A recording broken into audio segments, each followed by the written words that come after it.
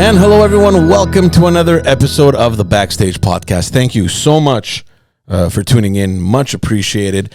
And thank you for all the kind messages and comments following last week's episode, which was a first since a very long time. Feels good to see that you guys are listening, and I appreciate it. And again, I'm not going to promise, but I will try to put out an episode on a weekly basis for you, since you seem to be enjoying it. If this is your first time here, do me a big favor, subscribe to the YouTube channel. I would love to have enough followers and subscribers so that I can get into the regulation program of our federal government. A topic that we'll discuss maybe another time. But do subscribe, and you can follow us and subscribe as well on all the audio platforms as well. Last episode, since we're talking a little bit about that, just to do a quick little follow-up on that, the situation is still evolving. It is serious. It's still very serious, like we had spoken about in the last episode. Surely there will be more on that topic going forward. And before we get on to the main topic, which is what I want to discuss today, just want to throw out this headline that I saw today on the CBC News, which says the following. Take a look at that. I'm going to put up for the people watching this on YouTube.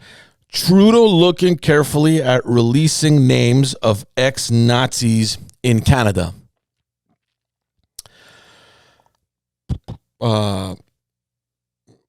What exactly are you looking at? Here's an idea. How about you release those names? So, anyway, strange things happening in Canada these last couple of weeks. Just wanted to share that with you. I found that a little bit interesting that they're looking at releasing the names instead of just bringing it out. You just put us into this huge diplomatic crisis with what you caused last week in Parliament. But we'll have more on that for sure in the coming weeks. Let's get on to the main topic of this episode. Major election happened this week on Monday. It was a by-election going on in the riding of Jean-Talon. That's a riding that is in the Quebec City region. Very important election, and more importantly, very important for the Parti Québécois because they won with a landslide victory. Something that I don't know if many were expecting. Definitely caught me by surprise, and I'll tell you all about why it caught me by surprise. But essentially, hats off to the PQ. They did an amazing job. And we'll get to analyze a little bit what happened, at least my opinion about what happened. But their candidate won, Pascal Paradis. CAQ came in second. Québec Solidaire came in third. The Liberals fourth, and the Conservative Party came in fifth. This is a very significant by-election, and the results are very indicative. Now, what we mean with that, first of all, let's just understand what this riding represents and why a lot of people were actually surprised that the Parti Québécois actually won. You have to understand that Jean-Talon as a riding has been historically a liberal riding ever since the very beginning. The existence of this riding, it has always elected a liberal member of the National Assembly up until 2018 when the CAQ took over the government, and then again, of course, in 2022. Actually, even in 2018 when the CAQ won the government, the Liberals maintained that seat, and after that election, the Liberal MNA that was in place resigned, and there was a by-election in 2019 which the CAQ won, and then they won again in last year's general election. I think pretty much everyone expected the CAQ to maintain this seat just because of the popularity that they have, but there was a huge question mark because there's history in that riding. And maybe that has something to do with the results. Actually, for sure, it has something to do with our results, and we're going to get to that reasoning when we just analyze, when we're going to analyze a little bit closer what happened. But also just to finish up on the actual election and the results. Pretty significant voter turnout for a by-election. They got over 55% of the vote out. Pretty significant for a by-election. Again, no surprise given the controversy around the government's decision in that particular riding, and we're going to get to that in just a second. But what does this mean exactly for the PQ?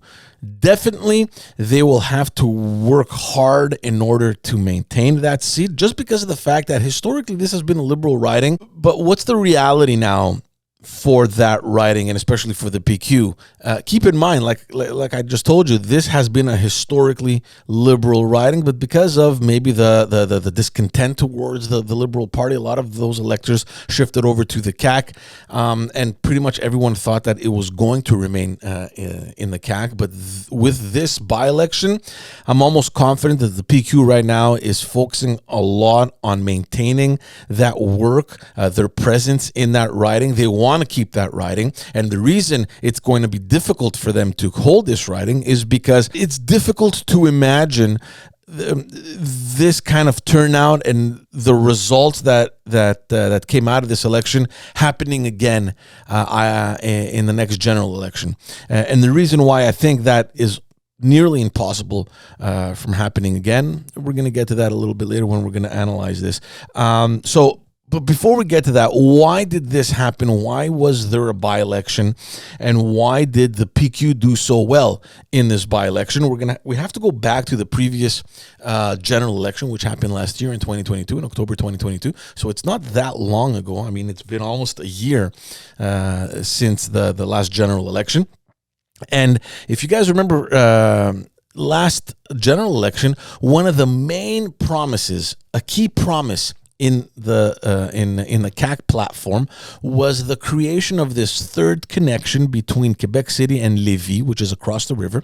And they have been hammering this idea of creating a tunnel underwater to link these two cities.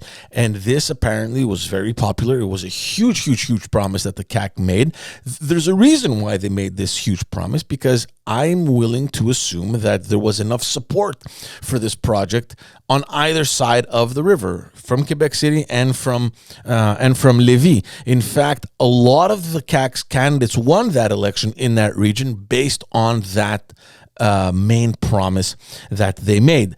And what happened after the election, so early on this year, 2023, around April, they came out saying that finally they have to back down from that promise, that apparently the research that they have indicates that there's no longer a need for it, that because of COVID, people don't travel to go to work anymore. There's a lot more work from home happening because of COVID. Now, I don't know what exactly happened between October and April, last October and this April. I don't know if it's significant enough to come down to that conclusion, but many think that this decision was actually made before the elections, and they just kept it a secret until after the elections were done, which if in fact that were the case, I mean, it's just a tragic state of affairs for a party to know exactly that they're going to be backing away from this promise, but during the campaign hammering on this huge project, right? So it was very controversial what happened in that riding. Many believe that that was the reason, or one of the reasons, that the elected member of the National Assembly from the CAQ in that region decided to resign. But I do also believe that this MNA probably lost the trust that she had in her own government, in her own premier, for backing down on that one main promise that she herself probably campaigned like crazy back in September and October of last year. So that's the backstory, and that's exactly what happened and how we got to this election. But the results, however, are very bizarre, at least to me, because if you think of it, you have a population in that region that elected the CAC specifically because of this huge main promise that they made during this campaign. This is undeniable.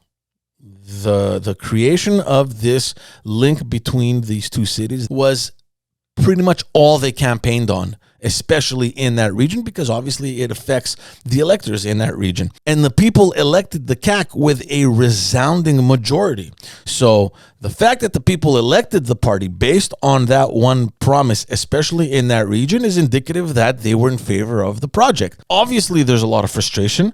They were mad when the premier backed away from this project. A lot of M&As from the CAC and some ministers in that region came out and apologized when it happened. They apologized to their electors that they weren't able to deliver this main promise that they campaigned on. So the people were obviously very much frustrated that the premier decided to drop this promise. And in this by-election, the electors decide to support the candidate from the party that has always been against this project. So it's very bizarre. I'm still trying to wrap my mind around what happened, because you have a population that wanted the project, a population that was frustrated that this project wasn't happening, and then finally a population that is electing an M&A that fundamentally is against this project. So, and that's very telling. I mean, that's very indicative of, first and foremost, the frustration of the people. And the reason why I said earlier that this probably may not happen again, because there was clearly a strategic vote that happened over here. And if we look at the numbers, and I'm not gonna go over the numbers specifically, but every single party except for the Parti Québécois lost votes compared to the general election that happened last year. Every single party. The only party that gained, obviously, was the Parti Québécois, which suggests that the Parti Québécois went and picked up votes from the CAC, from Québec Solidaire, from the Liberal Party, and from the Conservative Party of Quebec, which in itself is strange to even think about it. I mean, you have two federalist parties, or at least, the Conservative Party of Quebec, that's what they claim to be. So let's give them the benefit of the doubt that they're federalist. So you have two federalist parties and one kind of radical separatist party voting for a separatist of another party. It is strange to think about this, but when you think of the circumstances in that specific region, it also gives us a clear indication to the frustration that the electorate had, to the point where they just thought, who has the best chances of kicking out the CAC from this riding? Let's just all put our support behind this person, and let's give it to the PQ. They ran an incredible campaign. From what I'm hearing, they mobilized close to 800 people on the ground in that riding. It was a huge machine, working, well-oiled, and hats off to them, because they managed to win the people's trust to the point where every other party decided to vote for this individual just so that the CAC doesn't get in. Is this going to happen again? Probably not. It's hard to imagine in the next general election the Conservative members voting for a PQ candidate. Incredibly difficult to imagine the Liberal members voting for a PQ candidate. As for Québec Solidaire, who knows? I don't know. I mean, it's a separatist party, and we're going to get to a little bit more analysis on what might happen going forward. But all this just to illustrate how I doubt that this will probably happen again. But who knows? I've seen in many cases where the electorate votes not based necessarily on party affiliation, but on the work that is done on the ground by the M&A. So maybe Pascal Paradis is going to be this exceptional M&A, that he will be loved by everyone across all affiliation that they may have had in the past, and may keep this support.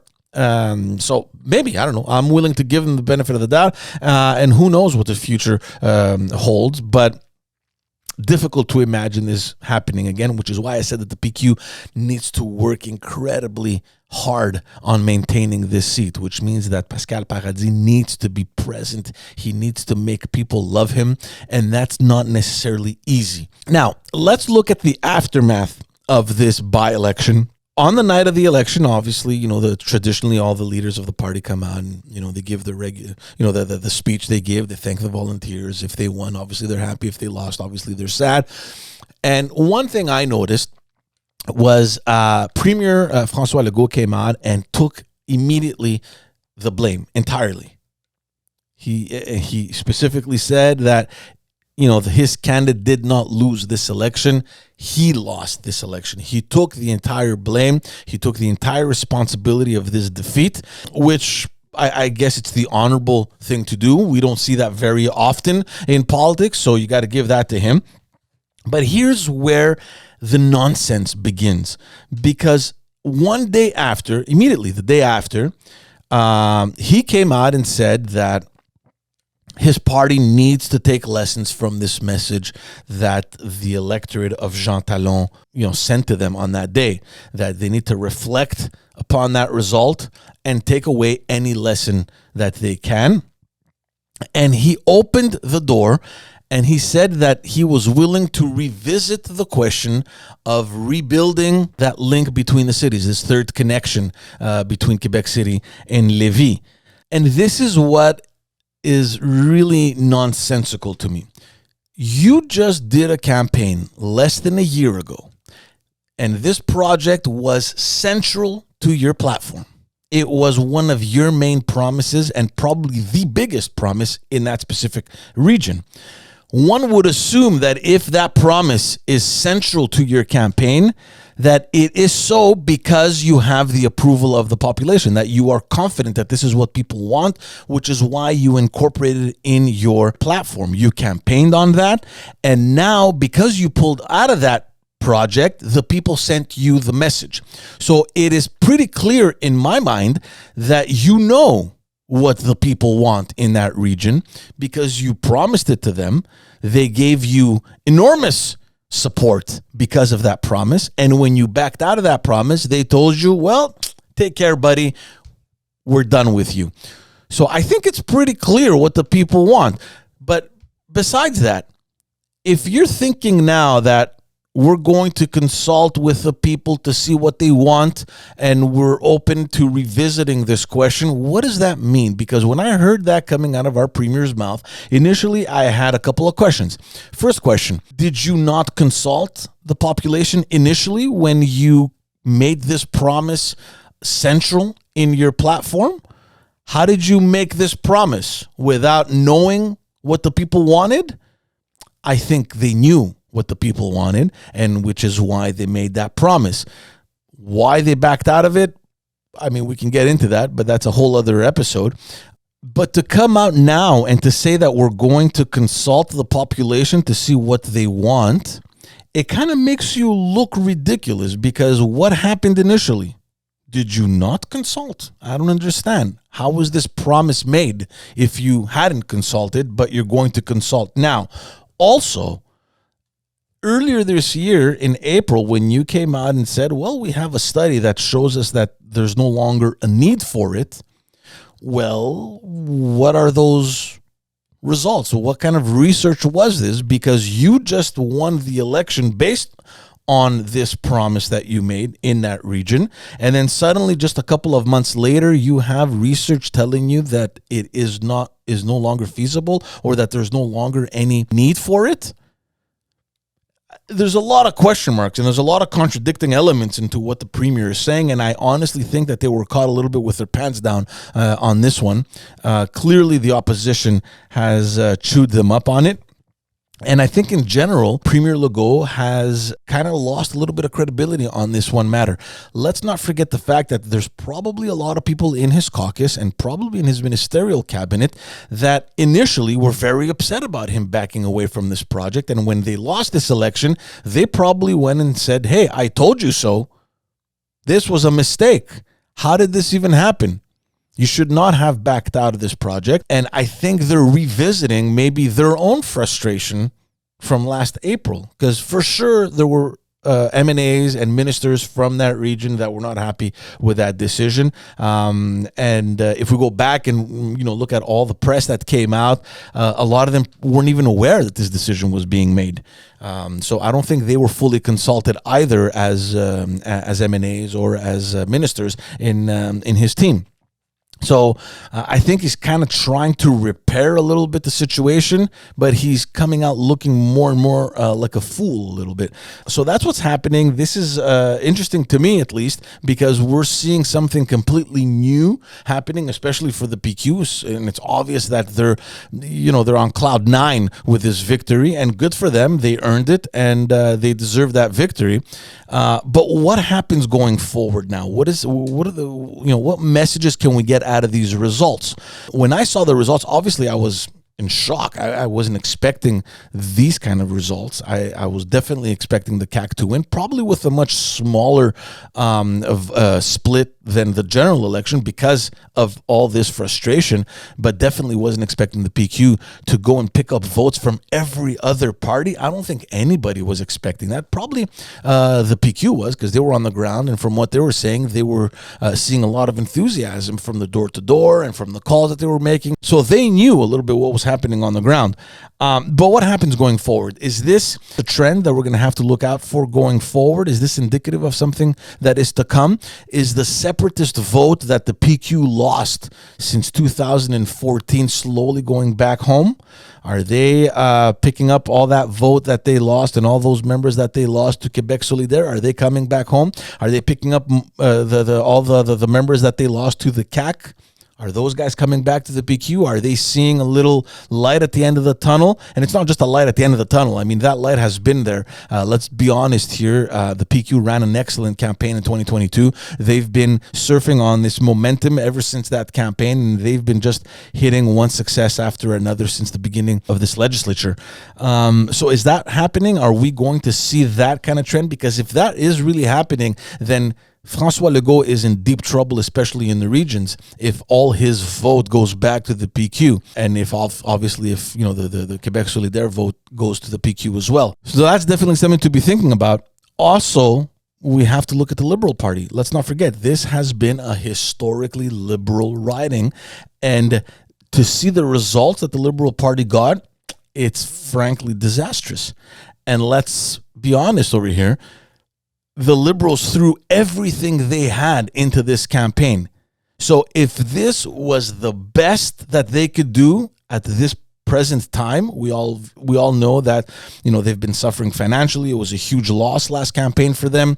They're trying to restructure a little bit the party, see how they can revive it a little bit again. But if this is the result you get with everything you have, so if you throw everything you have and the result you get is worse than what you got in the general election, it is also indicative of where the Liberal Party is at right now. And also, it's a huge message to the Liberal members that the party is still probably very far from being, where it used to be.